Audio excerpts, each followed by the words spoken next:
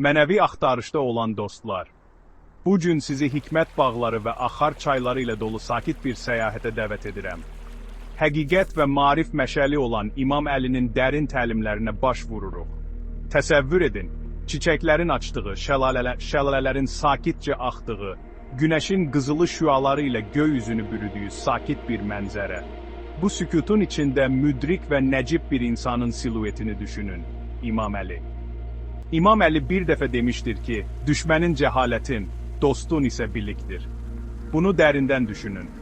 Diqqəti yayındıran və səs-küylü bir dünyada bizi ayaqda saxlayan şey hikmət axtarışıdır.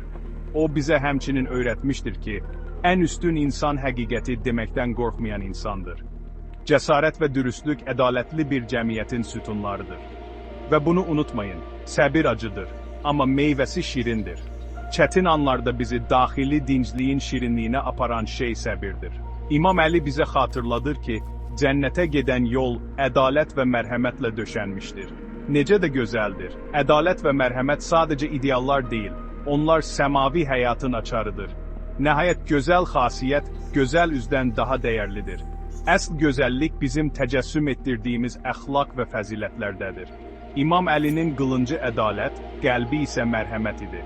Həyatda irəlilədikcə onun hikmətini qəlbimizdə saxlayaq. Bu səyahətdə mənə qoşulduğunuz üçün təşəkkür edirəm. Növbəti görüşədək ilhamla qalın.